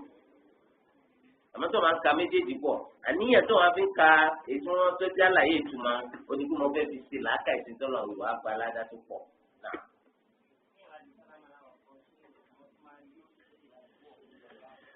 No, àwọn sórí báyìí rárá o. Tó bá fẹ́ sálámà, tó bá fẹ́ sálámà ẹ̀yọ̀ kan ni assalamu alaykum. Assalamu alaykum. Tó bá jẹ́ kí sálámà méjì ni assalamu alaykum wa rahmatullah. Assalamu alaykum wa rahmatullah. Lẹ́ẹ̀kan náà, assalamu alaykum wa rahmatullah. Assalamu alaykum wa rahmatullah. Kì í ti pẹ́ as.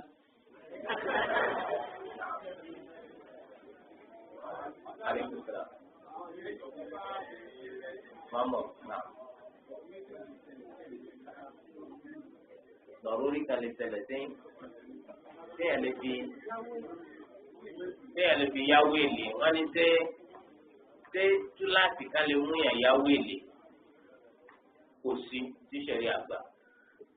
àmọ́ wípé nǹkan kan bẹ tí ó jẹ́ túláàsì tí ó lè tìyàn lọ yáwó èlé kò sí nínú òfin Islam. wọ́n ní kó yáwó èlé ni ebi ti ń pọ̀ tí o bá ti jẹun ó àwọn gba náírà mẹ́wàá yìí 11 naira ló fi sá tí kò yá lélẹ̀ kó lè bá a fi jẹun gbẹ́mí rẹ̀ rú ńlọ dáa ni àbí kò jáwó gbàmọ́ lọ́wọ́ kó lọ́ọ́ fi jẹun pẹ̀lú ẹ̀mí kó jẹ́ náírà mẹ́wàá ọ̀sán náírà mẹ́wàá padà kó jágbà kó lọ́ọ́ fi jẹun ní Islam sábà. At that same time, Islam ọ̀kọ́ fún kọ́ jalè kó sílẹ̀ tó ń gbé ọwọ́ rẹ̀ nítorí pé túláàsì ló ti ọ̀lọ́ sí ti ilé bọ̀tọ̀ ọmọ ọlọ́kàn rẹ̀ pé gbogbo àtọ́nà bá bọ̀ láti lọ jẹ lágbájá náírà mẹ́wàá. Lábàdàn tó lè rí jágbà torí pé ẹni débi ń pa lọ síbi kọ́ fẹ́ gbẹ̀mí ẹ̀ kò sẹ́ni tó lágbára tó ń gbà dá. Bọ́lá tó nǹkan bá ti rójú rẹ̀ yóò fẹ́ fi lọ.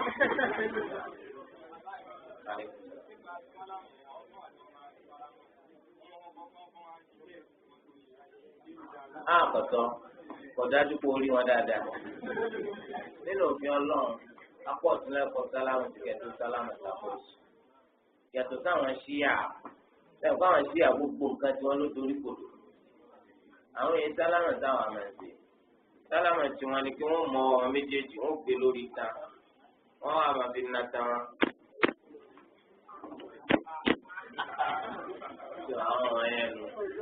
ọlọ́mọ tí àwọn alọ́nà lè fi wọ́n.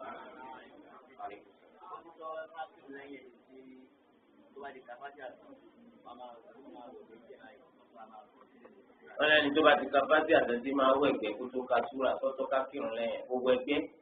níta wọn ṣe ni pé tó máa ti ka fásitì àtàn tó máa ní ghayril maghdubi alayhim waladdallin wọ́n ní àmín àmọ́ni kékeré pé yé wa wípé kọ́ dáǹsì díẹ̀ lẹ́yìn tó fi fásitì àmọ́ bí tó ti rí tó àwọn ọ̀rọ̀ àwọn ilé ìrìn àìmọ̀kan ni ẹ ṣàlàyé fún lópin ìgbà tó bá ṣe pé ìgbà tó ṣe báyẹn ojú rẹ̀ kú lálùkìbìlà ìran rẹ̀ ọ̀bàjẹ́ àmọ́ tó ṣe yun ọ̀tọ̀ nù ojú rẹ̀ kú àní tí ojú rẹ̀ ọba kú lálùkìbìlà ìran ọ̀bàjẹ́ àmọ́ tó bá ṣe kó ṣe ṣe yun ẹ̀ẹ́dẹ́gbẹ̀rún lájẹ̀ ìran ọ̀bàjẹ́ ẹni tó ti béèrè tẹ́lẹ̀ náà.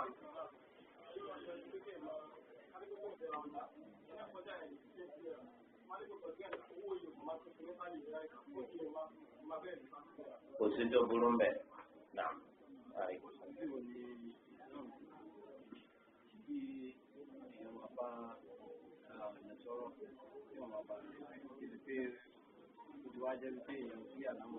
A ti sọ pé kí àwọn ọba náà sọ̀rọ̀ àrìn débi pé gbogbo àṣírí yẹn ti wà lọ́dọ̀ rẹ̀ tí ẹ̀ bá ti rí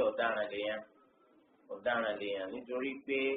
Ànábì sallallahu alaihi wasallam tí wàá lójú kòkòrò káwọn ọ̀rẹ́ wọn jẹ́ julasa'u salihun àwọn ọ̀rẹ́ tó dáa ọ̀rẹ́ yìí sì jọ rẹ̀ tó dáa tí ó bá jẹ́ mùsùlùmí o nítorí pé àwọn kèfèrí èpè yẹn lọ sídìí kankan àbí bẹ́ẹ̀ yóò ṣe sórí ibú torí àwọn ti fi àpèjúwe ọ̀rẹ́ rere wé ẹni tó ń ta lọ́fíńdà tí ó bá gún ọ yọ tà fún ọ tí ó bá ti tà fún ọ wàá gbóòórùn tó dáa lọ́dọ̀ rẹ̀ wọ́n fi àpèjúwe ọ̀rẹ́ bú wọ́n fi wé alágbẹ̀dẹ tí ń fi ẹ̀wì tí ó bá fi iná ju ọ ó sì gbóòórùn lára rẹ̀ tí ó bá fi iná ju ọ yóò fi ju ọ lásọ inú òjò ọ lára yóò ju aṣọ bá lu bí ẹni tí mu sìgá kò fi ju ọ lá kò fi ju ọ lásọ tó bá ti jẹ́ ọ̀dọ̀ àwọn èèyàn ni ọ dájú pé àgbẹ̀dẹ ló ti ń bọ̀ báyìí òórùn yóò ti bolẹ̀ torí di eléyìí ọ̀rẹ́ rí ni ká ń yàn tẹ́ ẹ̀ bá ti lè influence àwọn èèyàn positively kan di mùsùlùmí ẹ sọ̀rọ̀ abẹ́ni tẹ́ bá rìn tẹ́ pé at the end of the day yóò padà sọ ẹ́ di kiri yóò lò subhanakallahumma wa bihamdik ashhadu an la ilaha illa anta astaghfiruka wa atubu. ọ̀rọ̀